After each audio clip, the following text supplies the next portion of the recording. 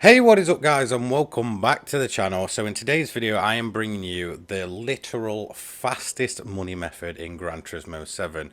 Just like I kind of promised in the comments yesterday when I did the no stop strategy with this car, that trust me, this car is insanely fast and is 100% the best time to money ratio in Gran Turismo 7 currently. So I kind of wanted to go into more detail with this method because I feel like it needs it to kind of, be perfected and basically to kind of get used to this car. It's obviously a older car, so you have to treat it as such, not like these modern massive downforce machines. So it is currently back in the legendary dealer. So when I made my other guide, it actually appeared the day after I'd recorded for it. So it is back currently and it's very, very well priced at 330k. I personally have 3 of these things now. I'd recommend picking a couple up because there is different kind of strategies you can use them for grinding money. So this is the basic setup and it's thanks to Reddit for this one. Make sure you've got the racing soft tyres. None of that needs to be touched, but on the differential you want it at 5, 29 and 5. Put the fully customizable racing transmission on and put it at 330. The output adjustment we're not going to touch, and downforce is 150, 150. Have the medium RPM turbocharger, the racing intercooler, and that is it. So you're just buying the soft tyres, fully customizable racing transmission, medium RPM turbo, and racing intercooler. That is literally all you need to buy for this car. Feel free to pause it at any time.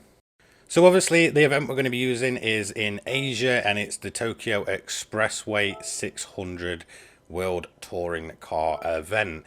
So I know a lot of people hate this event, but trust me, just bear with me. Okay, so I'm just going to give you the basics first. Put your traction control at 3 and run power mix 1. Fuel mix 1, max power. Set the AI difficulty to easy. There's no need to kind of boost them up for grinding money. Obviously, we're here to grind money. We're not here for a challenge. That is not the point of these videos. I see a lot of people like, oh, why did you put it down on easy? It's because we're literally here to make money, and that is the main thing I'm concentrating on. If I want a challenge, I'll set up custom races.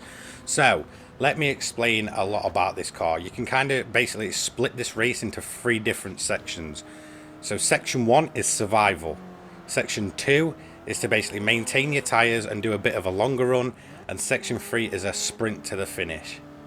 Lap 1 using this car is very, very kind of demoralizing and you may make a few mistakes. If you get a penalty, just restart, but this is where you need to hold on, right? You need to brake as early as possible, right, and just take your time in this wet weather. Trust me, lap 1 is all about just surviving. Get around as smooth and cleanly as possible, and trust me, this car will pick up later on in the race, which you are going to see just how insanely quick this thing is. So it doesn't have the most downforce and it is not a modern machine, right? A lot of people kind of want to treat it as like, you would the hypercar and such like that. Do not treat it like that. Brake much earlier and be very, very careful with your throttle control. It may feel like the first couple of laps you're probably crawling around. Trust me, you will make that time up very, very quickly. Obviously, this is the literal fastest money to time ratio in Gran Turismo 7 currently. And this outlap that you do, or I guess the first couple of laps, is very reminiscent to when we were doing the 600 pp Tomahawk method. It is all about survival and just taking your time. Yes, you may make a few mistakes, run wide and such, but just trust me, when you've learned how to kind of drive this car, the car will basically come alive. So the first lap, yes, it's a struggle. As you can see here, I've ran wide, I've made mistakes, I've bumped the AI. Do not worry about it, you won't lose your clean race bonus. Just the only thing I guess I could recommend you doing is try not to receive a penalty. If you do, just restart and just take that, take your time a little bit more. So eventually you will find the perfect balance to kind of just survive lap 1. And trust me, you'll be absolutely fine. Another thing to note is the only time you really want to properly run fuel mix power 1 is basically when you're on this main straight.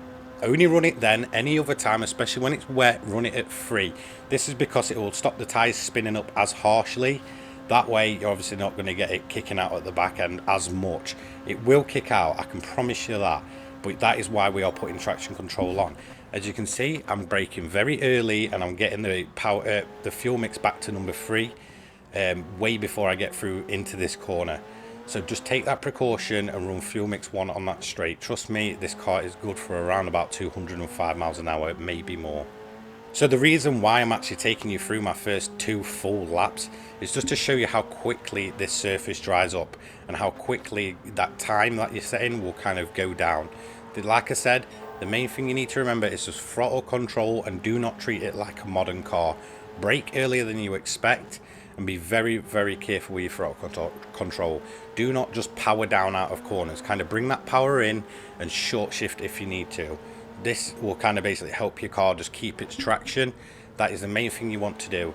Again, like I keep saying, just be very careful on these first 3 laps. After that, we'll explain what's going to happen. So like I've said at the start of the video, a lot of people seem to hate this car, but for me, this is the go-to car for grinding money. It can take part and do different strategies in many events. It's very good at Le Mans.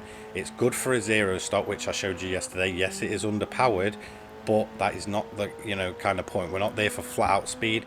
We're there just to prove that you can do a zero stop strategy on a a non-turbocharged version of this car.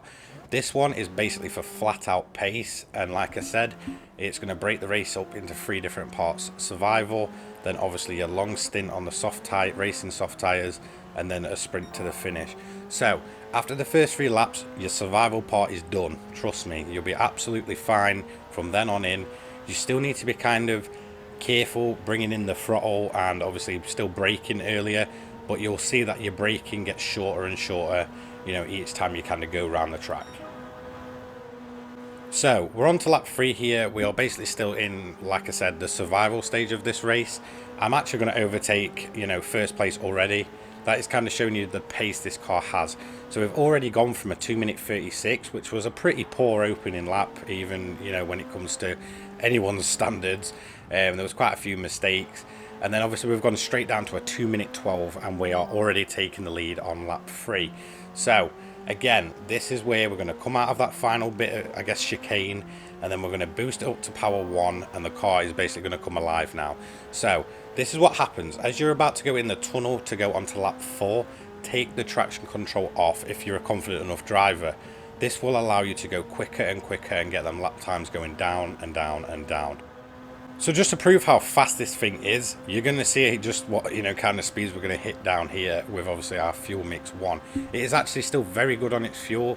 The only reason I recommend using 3 is just to while the track's still drying up. But we're going to hit 207 miles an hour, almost 208 really. So not too bad there.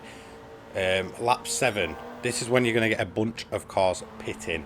So we're not actually going to follow that strategy. So they're basically pitting at the end of lap 6. We're going to follow the other bunch of cars, which will pit at the end of lap 7 going on to lap 8. This is definitely what you want to do. At this point, your car should feel fully alive, but that tyre wear is starting to kick in. You've done your long stint at this point. So box in at the end of lap 6 or 7. I'd recommend 7. Put yourself on another set of soft tyres.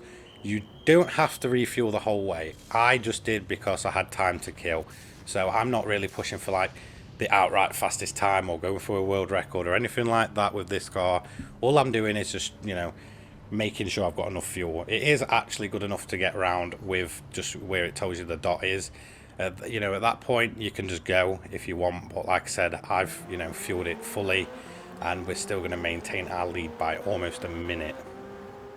So now we're in the sprint to the finish stage. As you can see, our fastest lap currently is a 2:01 1.1. It is possible to get under 2 minutes a lap with this car, trust me. So we are actually going to lap some of the AI here. Try not to be stupid about it like I was here. I was a little bit too brave, however I did manage to kind of pull it off. If you do kind of catch the AI, I recommend just timing it well. This is going to be a much better timed overtake. Nothing too risky here. Obviously I know I've got the power on him, and I'm going to manage to get on the inside of this corner. Then it's just a case of going round, doing your laps, and basically sprinting as fast as possible. The AI can be a bit of a nightmare. They do act like you don't exist, and they will punt you off. This is basically just to kind of show you that just take your time. At this point you don't need to worry about putting in fastest laps and such. Obviously you're never going to get a fastest lap while you're trying to lap AI. Just kind of time your overtakes to perfection, and trust me, they'll cause you no trouble. I do kind of recommend, if you're not used to the Tokyo event and how the AI works, then maybe run another car such as like the Aston Martin VGT car. They're much more stable and much easier. You can kind of use that to gauge where the AI is going to be and kind of how they're going to drive throughout the race. But you know, I've ran it so many times from using the Tomahawk to using other cars at Tokyo that I'm very confident of, you know, where the AI is going to be and kind of how they're going to react. So we're on the last lap here, last corner, and it's basically just a big long sprint to the finish. No fuel saving needed on this second run. Like I said, it is just a sprint, so run it at fuel mix 1. The track is dry enough so the car won't, you know, totally spin its wheels, and you're basically going to be setting much faster laps, you know, at this point in the race. And that is all 3 parts done. You've survived it, you've done a long stint, and you've sprinted to the finish, and you're going to get it in a very, very good time. Just trust me, take your time and get to, you know, kind of get used to this older machinery, and trust me, the car will come alive and it will work with you. Don't doubt this car. As you can see, overall we did a fastest lap of 2-minute 1.119. That was on lap 9 in our sprint phase. Overall, even with the extra fuel, we did a 26 minutes 2 seconds 0.3. Quite easily doable in under, you know, into the 25-minute barrier, I guess. Just don't fuel as much. And you're going to see, so in this 25 minutes, which is actually, I believe, on par with what you do this Sardinia event, you're going to get 825k. So you are going to get more money for around the same time as most people will run either the Mazda, Toyota and such. So for me, this is the money meta method, you know, currently in Gran Turismo 7. Obviously the Tomahawk's long gone, and this kind of reminds me of the Tomahawk. It just feels so overpowered, and obviously the survival on the first lap, it drives like an absolute dog on that outlap, just like the Tomahawk did. But I 100% recommend you getting used to it and practice with this car, because trust me, you'll be onto a winner. You cannot earn as much money in the same time with any other car or any other event. So yeah, definitely go and check it out. This is going to be this video done. Don't forget to like, comment and subscribe, and I'll hopefully see you all in the next one. Take care guys, peace.